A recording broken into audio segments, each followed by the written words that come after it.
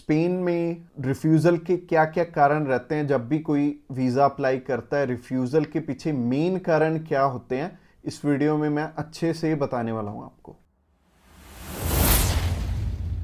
Subscribe कीजिए हमारे इस चैनल को और टूरिस्ट वीज़ा में आने वाले अपडेट्स के बारे में अप टू डेट रहिए। तो जहां तक बात की जाए आज के टाइम में रिफ्यूज़ल्स की, रिफ्यूज़ल रेट बहुत ज़्यादा पीक पे हैं और जैसे कि मैंने बताया 4 बारी अप्लाई करके 5 बारी अप्लाई करके भी लोग बैठे हैं जिनको कि समझ में नहीं आ रहा कि उनका रिफ्यूज़ क्यों हुआ है। तो सबसे बड़ी इसमें दिक्कत होती है रिक्वायरमेंट्स की। एक एम्बेसी की जो रिक्वायरमेंट है ना, वो ना तो आपको किसी साइट से मिलेगी और ना ही इसमें इलेबोरेट आपको एम्बेसी करेगी, चाहे उन्हें खुद फोन लगा लेना, चाहे आप वीएफएस को फोन लगा लेना, वो भी आपकी हेल्प नहीं करेंगे। और तीसरी चीज आती है यहाँ पे कंसल्टेंट्स।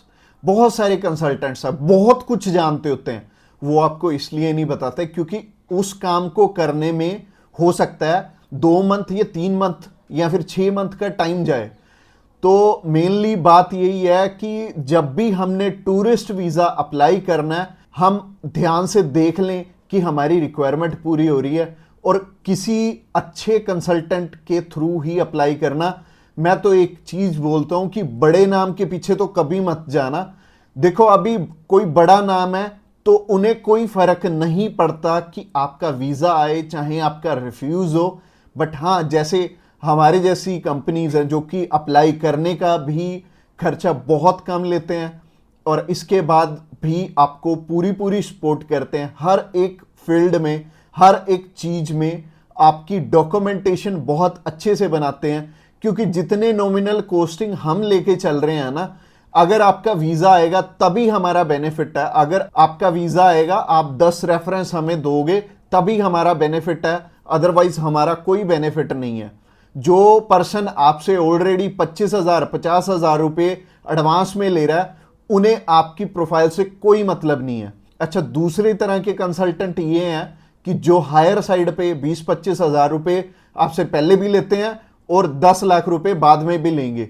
उन्हें भी आपकी प्रोफाइल से बहुत हद तक कोई मतलब नहीं है क्योंकि उन्होंने आपसे एडवांस ले लिया है और उन्हें यह फर्क नहीं पड़ता कि आपका वीजा आए या ना आए। वो अगर 10 केस अप्लाई करेंगे तो उसमें से एक वीजा तो वैसे ही आ जाता है, तो उनके 10 लाख रुपए तो वैसे ही बन गए।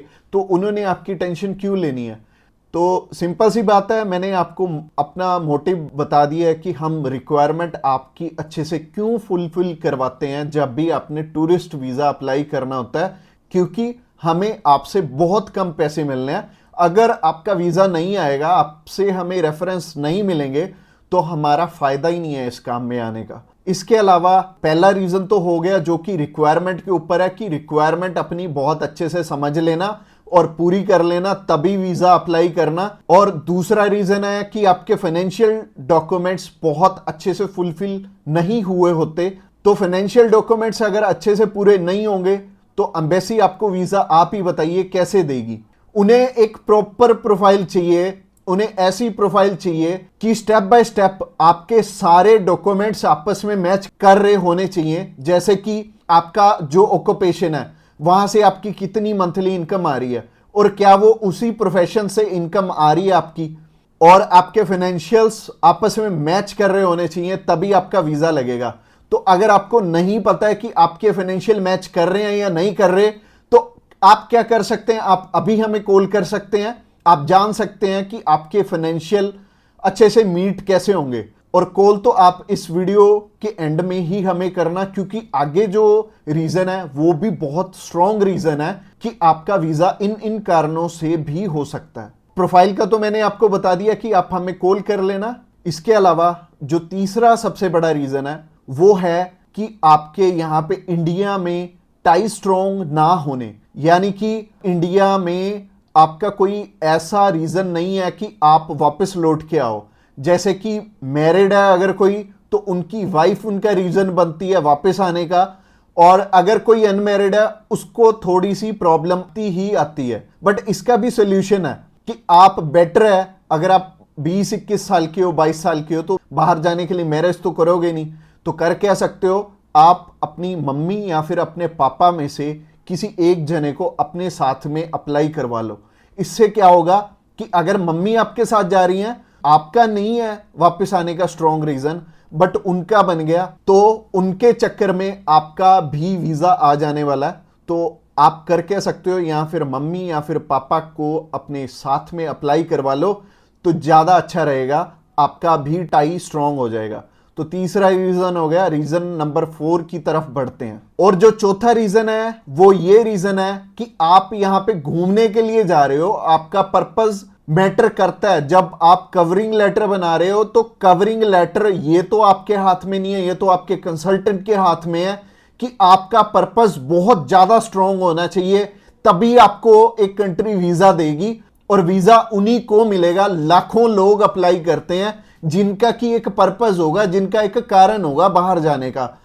वीजा सिर्फ उन्हें ही मिलने वाला है जिनका एक रीजन बहुत ज्यादा स्ट्रांग होगा। तो रीजन बहुत ज्यादा आपका स्ट्रांग बनाएंगे अगर आप हमारे थ्रू अप्लाई करेंगे। तो ये चौथा कारण था आपका वीजा रिफ्यूज होने का। और ये 4 कारण ही हैं जो सबसे बड़े रिफ्यूजल के आपके चांसेस बनते हैं। जिन कारणों के पीछे ये चारों चीजें अपनी ठीक कर लो, और जैसे मैंने पर्पस में बताया, पर्पस आपका बहुत ज्यादा स्ट्रांग हो जाएगा अगर आप हमारे थ्रू अप्लाई करेंगे। तो अगर आप हमारे थ्रू अप्लाई करना चाहते हैं, आप जानकारी लेना चाहते हैं कि आपके रिक्वायरमेंट पूरी है, क्या आपके फैमिली टाइज स्ट्रांग है, तो आप अभी हमें कॉल करके पता कर सकते हैं कि क्या आपकी रिक्वायरमेंट अच्छे से पूरी है, क्या आपके फाइनेंशियल डॉक्यूमेंट जो कि सबसे ज्यादा इंपॉर्टेंट है आपस में मैच कर रहे हैं। इसके अलावा जो तीसरा कारण था वो था आपके फैमिली टाइज कितने स्ट्रांग है। इसके अलावा चौथा कारण है कि आपका पर्पस हम कितना स्ट्रांगली लगाएंगे।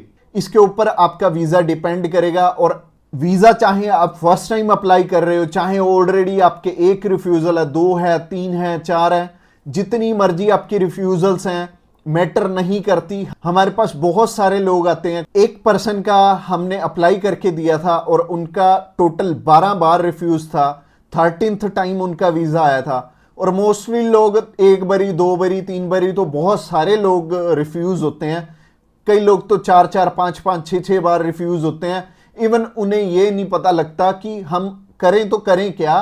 वीजा तो हमें लेना है, और लेना भी बिल्कुल सही मायने में है, एक्स्ट्रा पैसे देके नहीं लेना, एक बिल्कुल नॉमिनल चार्जेस में ही अप्लाई करवाना है किसी से। तो उस कारण में वो ट्रैवल हिस्ट्री वाली साइड भी जाते हैं। तो ट्रैवल हिस्ट्री वाली साइड मैं तो बिल्कुल नहीं बोलूँगा कि आपको ट्रैवल हिस्ट्री बनानी चाहिए, क्योंकि इस टाइम एयर टिकट्स ही इतनी महंगी हैं कि अगर आप एक कंट्री में भी ट्रैवल करते हैं तो आपका 70 से 80 हज़ार रुपये लग जाते हैं। इसके अलावा अगर आप 3-4 कंट्रीज में ट्रैवल कर लिए तो आपके 3-4 लाख रुपए खराब हो जाने वाले हैं। और जैसे कि मैंने आपको पर्पस वाली वीडियो में बताया था, 15 से 16 हज़ार रुपये में आप हमारे थ्रू अप्लाई कर लेंगे और आप कम से कम 3 लाख रुपए में अपना 20 बारी अप्लाई कर पाओगे। तो ट्रैवल हिस्ट्री पे बिल्कुल भी पैसे मत लगाना। इसके अलावा अगर आप हमें अभी कॉल करना चाहते हो, कॉल कर सकते हो नीचे दिए गए नंबर पे। और इसके अलावा आप हमें व्हाट्सएप पे भी मैसेज कर सकते हो। व्हाट्सएप पे मैसेज करने के लिए डिस्क्रिप्शन बॉक्स में लिंक है, उस लिंक पे क्लिक करते ही आप हमें मैसेज सेंड कर पाएंगे और हम भी आपकी inquiry as soon as possible हम लेने वाले हैं। और हमारी टीम्स ऑफ एक्सपर्ट्स हमेशा रेडी है और वो सारे टीम मेंबर्स को पर्सनली मैंने ही ट्रेंड किया हुआ है और आपकी हर एक ज़रूरत को वो समझेंगे और फिर उसी अकॉर्डिंग आपको गाइड करेंगे। और आपको बिल्कुल भी टेंशन नहीं लेनी, जब भी आपने वीज़ा अप्लाई करना है आप हमारे थ्रू ईजिली कर सकते हैं।